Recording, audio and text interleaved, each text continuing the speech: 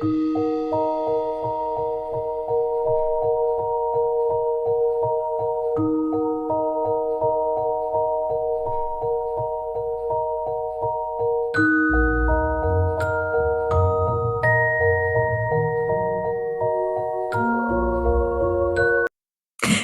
à tous, on se retrouve comme promis pour les vidéos sur les vies antérieures.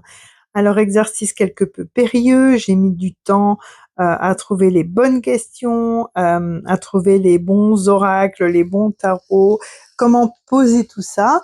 Donc ça y est, c'est fait, on démarre. Donc il y aura en tout 18 vidéos. Je vous avais demandé de choisir un chiffre entre 1 et 18, quelque chose qui est vraiment qui résonne chez vous, hein. Ne faites pas un choix, je prends le 1 parce que c'est la première vidéo et que je vais être dans les premiers à pouvoir la voir. Donc ça ne va pas concerner tout le monde non plus. On est sur un tirage général, donc il y a vraiment certaines personnes qui vont se sentir concernées et touchées. Donc n'hésitez pas, si vous vous sentez pas concerné, si ça ne résonne pas pour vous, n'hésitez pas à choisir un autre tirage. D'accord? Les questions qui vont être posées justement dans ce tirage sont les suivantes. Donc la première, c'est au moment de mon incarnation, quelles sont les 3 principales voies que j'ai choisi d'améliorer? La deuxième, c'est quelle principale vie antérieure influence encore mon incarnation actuelle et comment? Troisième question, c'est quels sont ses atouts et comment en bénéficier? Quatrième question, quels sont les blocages qui viennent de cette vie antérieure et comment m'en libérer? Cinquième question, c'est quels sont les conseils pour accomplir au mieux mon plan d'incarnation, donc de façon à pas répéter ce qui a été répété dans cette autre vie antérieure, on est bien d'accord? Et sixième question, c'est quelles sont les actions à éviter impérativement pour accomplir mon plan d'incarnation le mieux possible, au mieux mon plan d'incarnation. Donc toujours et de nouveau par rapport à ces schémas répétitifs, par rapport à ces angoisses, à ces phobies, etc. Surtout n'hésitez pas à me laisser vos commentaires. Si vous souhaitez rester anonyme, vous pouvez me faire un message sur Messenger, hein, sur le Facebook de Akash Alsace. N'hésitez pas à être force de proposition, je peux tout à fait modifier les tirages, rajouter des éléments complémentaires. Donc surtout n'hésitez pas si vous estimez qu'il y a peut-être une information complémentaire à ajouter ou qu'il faut peut-être approfondir quelque chose, surtout exprimez-le. Le but c'est d'améliorer, de vous apporter de plus en plus d'informations, de plus en plus de solutions pour vous aider justement à être à votre juste place. Donc je vous dis à tout de suite pour la guidance et n'hésitez pas à vous abonner et à liker. À tout de suite. Bonjour à tous ceux qui ont choisi le chiffre 1 et par conséquent la guidance numéro 1. Dans cette guidance, alors je vous invite vraiment à écouter l'introduction hein, qui vous parle des tenants et des aboutissants par rapport à ce tirage.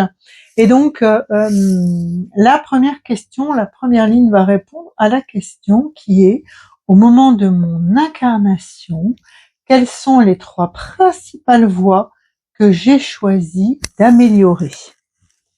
Alors, on va retourner, hop, la première ligne. Et donc, dans cette première ligne, nous avons prendre votre place, développer votre confiance en vous et révéler et utiliser vos dons. Prendre votre place, c'est-à-dire prendre votre juste place dans votre famille. Votre juste place au niveau professionnel aussi, hein. Mais là, en l'occurrence, c'est beaucoup la famille. C'est quelque part, vous avez choisi un rôle dans cette famille, que ce soit l'enfant, le père, le mari, ou la femme, ou la tante, ou peu importe, le cousin, la cousine, peu importe. Et ce qu'on vous demande, c'est d'assumer ce rôle, de ne pas fuir ce rôle, d'être pleinement dans ce rôle, de vous assurer d'être aussi à votre juste place, d'oser être vous-même et non pas de paraître comme les autres peuvent l'attendre dans votre famille, d'oser aussi prendre votre place. On me dit surtout pour les personnes avec une entreprise familiale, d'oser prendre votre place. Si pour vous, cette entreprise familiale n'est pas votre place, si vous ne vous sentez pas engagé, si vous n'êtes pas dans le plaisir de ce que vous faites, n'hésitez pas à vous positionner. N'hésitez pas à passer le relais à quelqu'un d'autre dans la famille.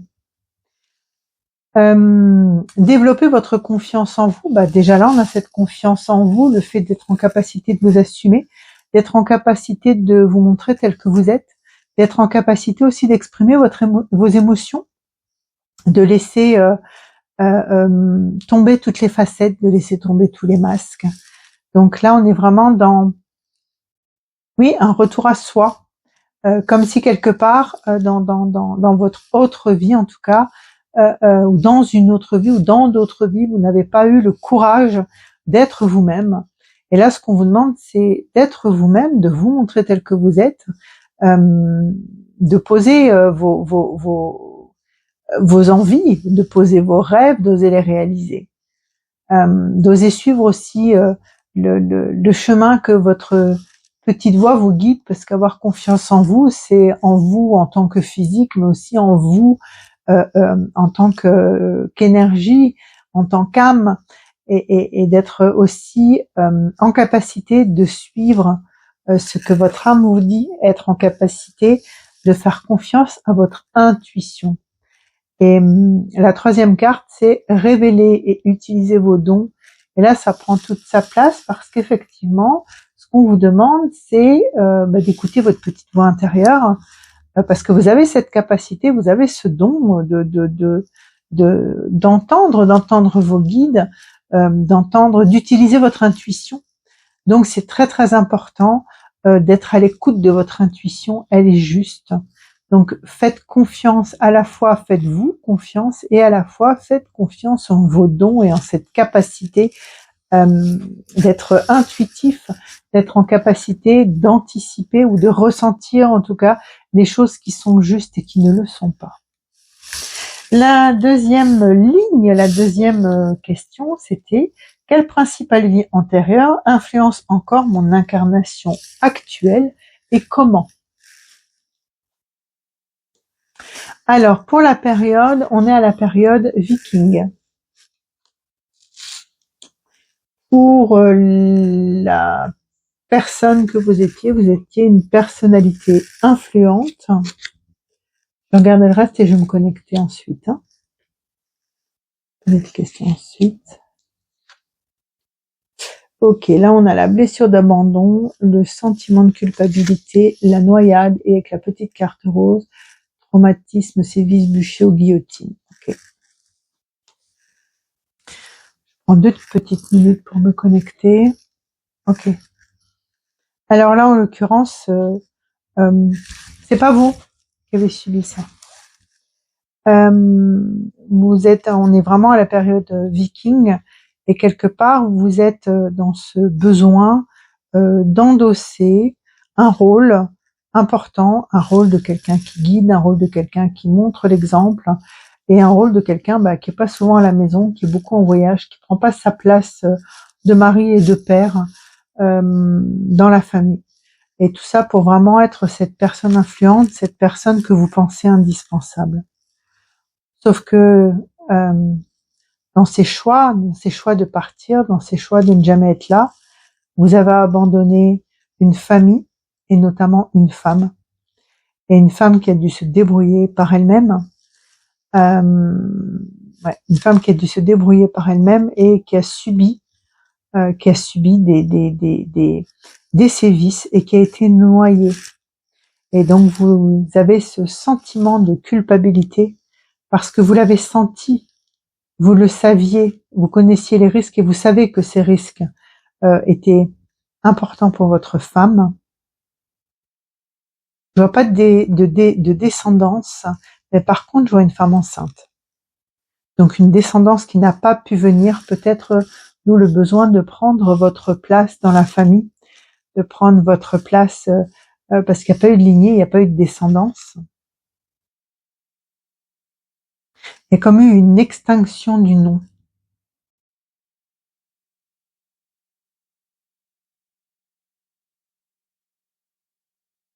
Donc voilà, ce besoin de fuir aussi les situations. Oui, voilà, c'est vraiment, non seulement vous aviez besoin de prendre votre place, de vous montrer comme quelqu'un de fort, comme quelqu'un de responsable, comme quelqu'un d'influent, comme quelqu'un qui part au combat, qui montre l'exemple aux troupes, qui dirige, qui guide, mais pour autant, vous n'aviez pas la force de porter, en tout cas votre femme, de porter sa grossesse. Vous n'avez pas eu la force non plus à ce moment-là de dire non, je ne pars pas cette fois, j'attends jusqu'à l'accouchement. Vous n'avez pas eu ce courage de peur justement de perdre ce masque, de perdre cette façade, ce paraître d'homme, de personnalité influente, de quelqu'un de fort, de quelqu'un qui s'engage pour son pays, qui s'engage pour ses troupes, qui s'engage pour son village, mais qui pourtant ne s'engage pas pour sa famille. Donc il y a vraiment ce traumatisme d'avoir abandonné, en ayant ressenti en tout cas que cette fois-là ce n'était pas juste, qu'il allait se passer quelque chose, sans savoir exactement quoi, mais qu'il allait se passer quelque chose, en sentant que en partant c'était la dernière fois aussi que vous la voyez. Et c'est la raison pour laquelle on vous demande de prendre votre place aujourd'hui dans la famille, d'assumer tout ce qu'il y a à assumer, sans pour autant croire que vos émotions, que votre envie de jouer un rôle sur tous les plans, que ce soit au niveau familial, comme au niveau professionnel, est quelque chose de négatif. Vous avez le droit d'avoir des émotions et de vous positionner dans votre famille, de vous positionner dans votre couple, de vous positionner par rapport à vos enfants. Et si vous ressentez que quelque chose n'est pas juste, si vous ressentez qu'ils ont besoin de vous, si vous avez une intuition, ayez confiance en vos intuitions et suivez ce que votre cœur vous dit et pas ce que votre tête vous dit ou ce que les autres attendent de vous. Ce qui était le cas là, hein, les autres, voilà, vous voyez une personne influente et quelque part vous avez, pour garder ce masque de la personne influente, vous avez refusé d'écouter vos émotions et d'écouter ce besoin, cette envie de rester dans la protection avec cette femme qui attendait votre enfant. Voilà au niveau de la vie antérieure. Donc là encore, hein, comme je le disais dans l'intro, ça ne va pas concerner tout le monde, bien entendu, mais ça va concerner beaucoup de personnes.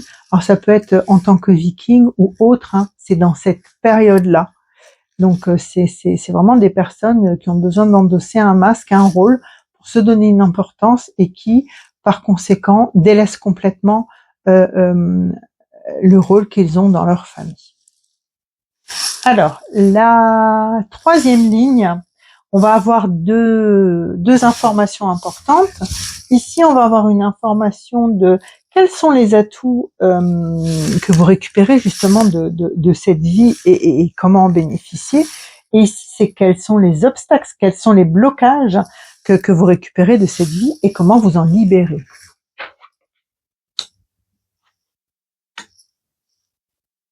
Les atouts et comment les récupérer. Les blocages. Et comment les libérer. Ok, on a le phare, on a la tour et on a le présage. Alors, comment récupérer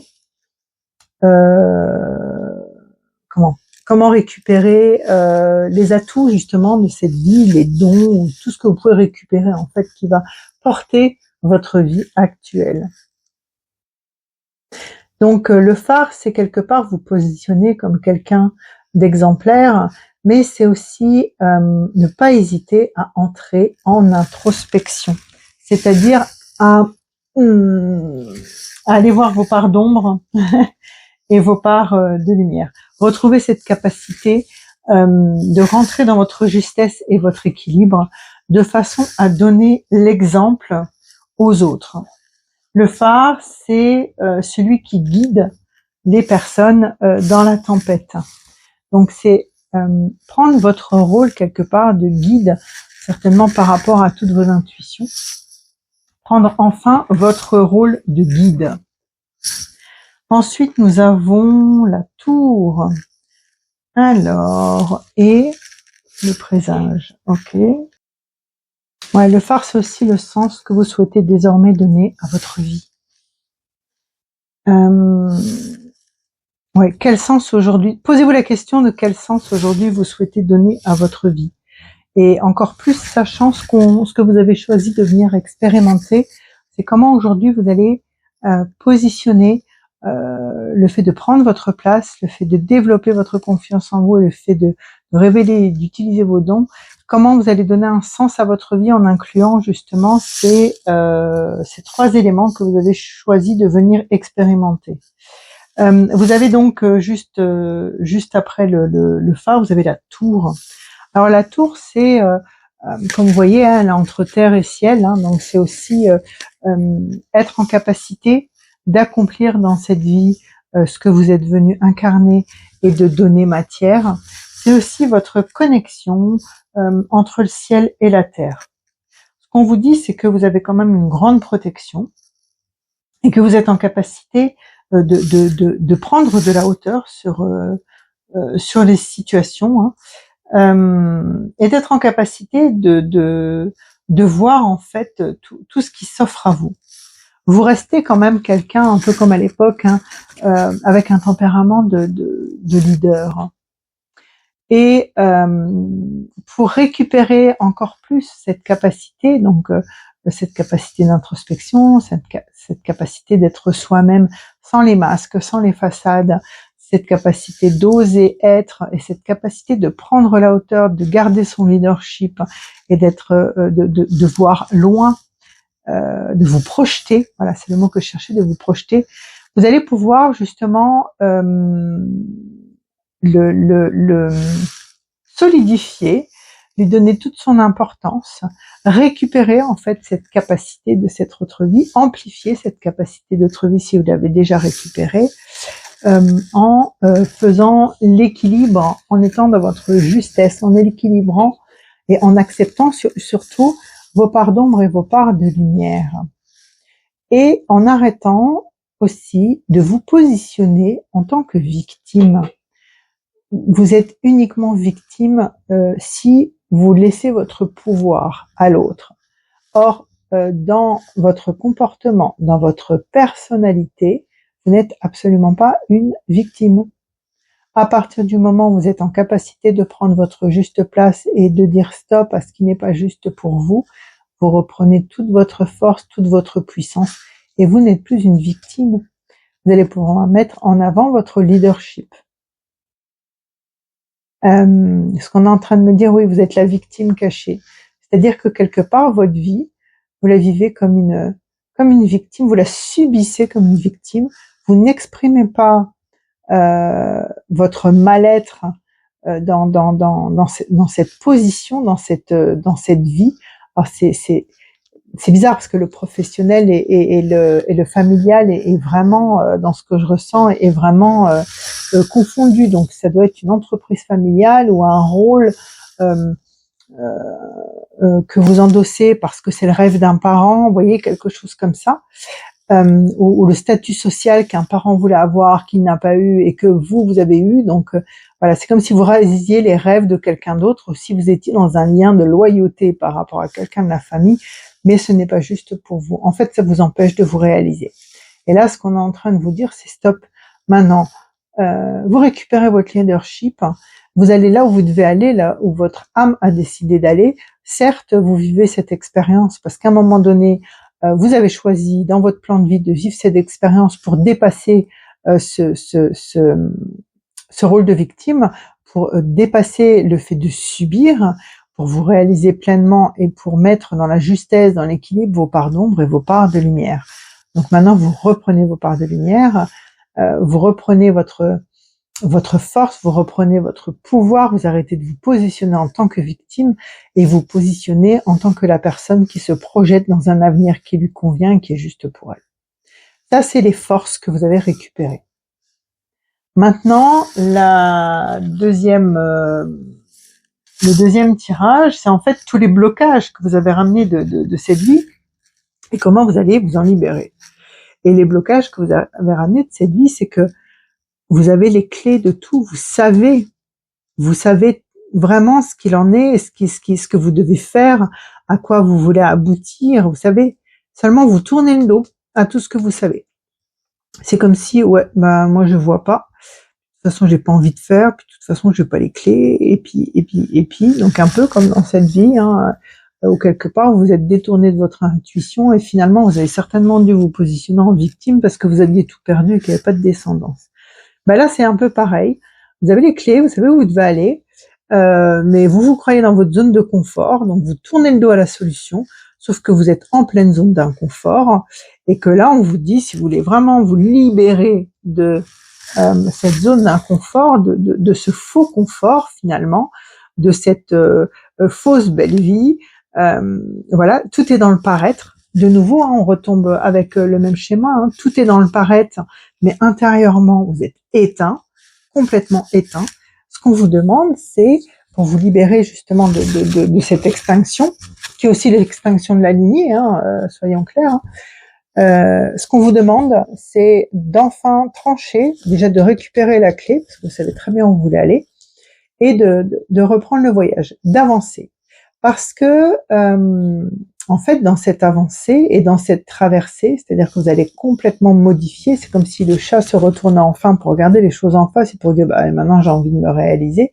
Donc vous passez le pont, vous passez de l'ombre à la lumière, parce que vous sortez de la forêt qui est quand même sombre, et vous passez au-dessus, vous allez à la lumière, à ce qui est beaucoup plus ouais, lumineux de ce côté-là. Et donc vous y allez, vous voyez le train c'est quelque chose, c'est un transport public, on va dire, c'est quelque chose de collectif.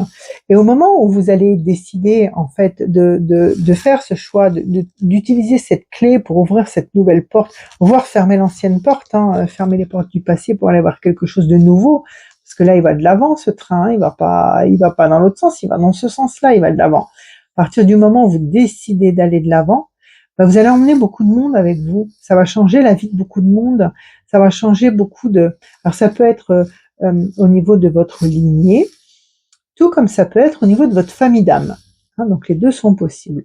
Mais il est nécessaire pour vous, bah, de nouveau, hein, de transmuter de l'ombre à la lumière. Il y a vraiment quelque chose là où vous subissez et on vous demande de ne plus subir, mais de créer, d'être l'acteur et de ne plus donner votre pouvoir soit à une loyauté, soit à des attentes, soit voilà. Maintenant c'est stop, c'est votre vie, c'est votre plan d'incarnation. Alors nous allons voir maintenant dans cette rangée quels sont les conseils en fait pour vous accomplir dans ce plan de vie. Quels sont les conseils qu'on vous donne? Et là ensuite, on a encore les choses à ne surtout pas faire, les actions à ne surtout pas poser, ou les actions auxquelles vous devez faire super attention. Alors là, on a l'ascension, le roi des parchemins, l'équilibre, avec le soleil et l'étoile, ok. Ouais, c'est complètement ça en fait. Ouais. Donc là, c'est les conseils hein, pour revenir sur votre plan de vie finalement. Hein. C'est pas que vous en êtes détourné, mais vous avez fait une pause parce que je sais pas, il y avait ce blocage, il y avait ce doute, il y avait cette peur, il y avait voilà, cette fausse zone de confort. Maintenant, ce qu'on vous dit, c'est ok, maintenant il est temps là de commencer l'ascension de ce que tu as décidé de mettre en place dans ton plan de vie, de regarder vers l'avenir, de prendre de la hauteur, de regarder vers l'avenir, pour que tu puisses trouver ton équilibre de vie. Donc ça, c'est ce que vous disent vos guides. Hein. Donc que tu puisses trouver ton équilibre de vie, parce que finalement, le chemin que tu as choisi, hein, là, le chemin que tu as choisi, le plan d'incarnation que tu as choisi, bah, c'est d'être déterminé, c'est d'avancer vers ta vision, vers ce que tu voulais réaliser, et puis vers la maîtrise de toi, mais la maîtrise de toi dans ton intérieur, dans ta dualité, dans tes parties de lumière et tes parties d'ombre, mais pas en te déguisant, pas en te masquant, pas en jouant un rôle. Va dans tes profondeurs, va découvrir qui tu es pour pouvoir te projeter dans tes rêves et aller vers ta vision, puisque de toute façon, ici, on a le bateau d'Anubis. Et donc ici, on a l'étoile. Et l'étoile, en fait, c'est tous nos rêves. Tu as un rêve. Et si tu ne te souviens pas de ton rêve, si tu ne te souviens pas du rêve que tu es venu mettre en matière, que tu es venu accomplir, on les a ici avec les tours, hein, mettre en matière, accomplir, mettre en lumière, bah, replonge-toi dans tes souvenirs d'enfance. Replonge-toi dans tes espoirs avant d'être justement bloqué avec cette loyauté dans la famille, avec ce sentiment du devoir. Hein. Voilà, replonge-toi avant ça et quels étaient tes rêves. Parce que ce qu'on est en train de vous dire, c'est que là, on vous demande maintenant d'écrire cette réalité, et cette réalité, ce rêve, de l'écrire, de lui donner forme, parce que vous avez le pouvoir créateur, et vous avez le pouvoir créateur par les mots. Donc faites très attention à ce que vous exprimez, parce que ce que vous exprimez, vous le créez. Donc du coup, ce qu'on vous dit, c'est, ok, fais un plan de quels sont tes rêves là que tu as mis de côté pour justement être dans cette loyauté, cette survie et cette ombre de toi-même. C'était quoi les rêves avant ça? Et vas-y, mets-les en place, écris-les, exprime-les, donne-leur forme, hein, crée-les, donne-leur forme, parce que c'est le moment de reprendre le chemin. Et le chemin, accessoirement, on le reprend là aussi. D'accord? Donc on a quand même beaucoup de choses qui se recoupent, parce que finalement, le fait de reprendre ce chemin-là, qui, je vous le rappelle, entraîne du monde avec, alors soit famille d'âme, soit la famille, c'est vraiment, voilà, on redonne un élan, on redonne un objectif, on redonne un espoir d'avenir. Voilà, le fait de prendre ce chemin-là que vous connaissez très bien, mais à qui vous tournez le dos, le fait de prendre ce chemin-là vous permettre de prendre de la hauteur, va vous permettre de vous réaliser, va vous permettre de retrouver l'équilibre, voilà, et va vous permettre de rayonner finalement, hein, de réaliser votre vision. Alors, quelles sont les choses qu'il ne faut surtout pas, je vais relire ce que j'ai. Quelles sont les actions à éviter impérativement dans l'accomplissement de ce plan de vie? Ouais. Alors, ce qui est à éviter, c'est être immoral, et quelque part vous aviez fait là, être dans la comparaison. On l'a un peu partout cette comparaison, hein, je me compare à un tel, il faut que je sois mieux, il faut que je sois, ah ouais mais non, tout compte fait je suis pas à la hauteur, comment je vais faire, voilà, je m'enferme dans ce mal-être alors que je sais très bien qu'il y a ce leadership, et voilà, et ne pas hésiter, alors quand vous êtes dans la comparaison, soit vous vous sentez au-dessus de tout le monde, soit vous vous sentez au-dessous de quelqu'un, ou en tout cas pas à la hauteur de quelqu'un. D'accord? Il y a ces deux choses différentes. Il y a une personne devant qui vous ne vous sentez pas à la hauteur. Par contre, les autres personnes, vous vous sentez au-dessus.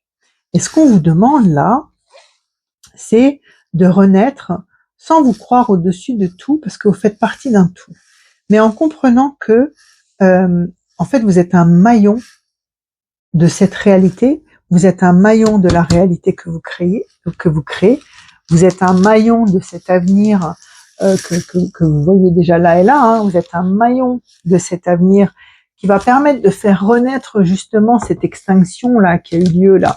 C'est lui qui va permettre de faire renaître, de donner un nouvel élan, de donner une nouvelle notoriété, on va dire, à cette lignée ou à cette famille d'âmes, hein, c'est tout à fait possible.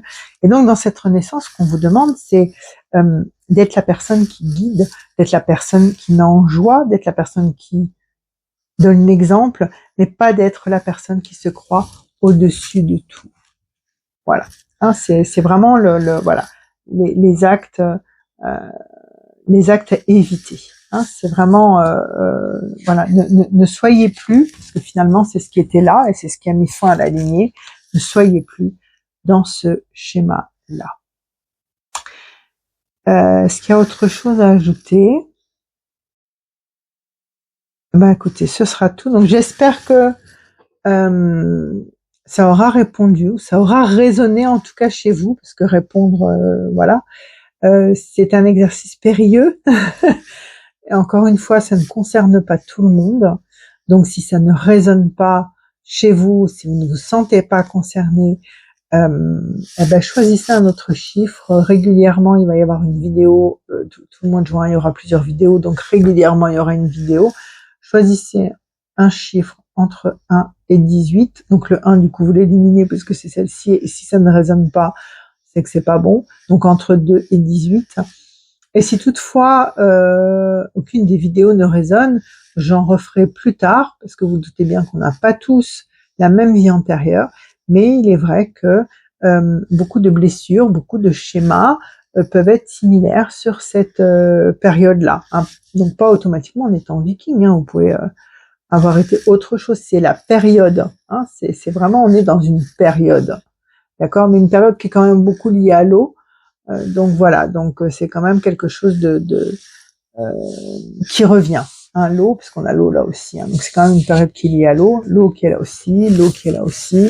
Donc voilà, il y a quand même quelque chose qui est lié à l'eau, ici aussi. D'accord?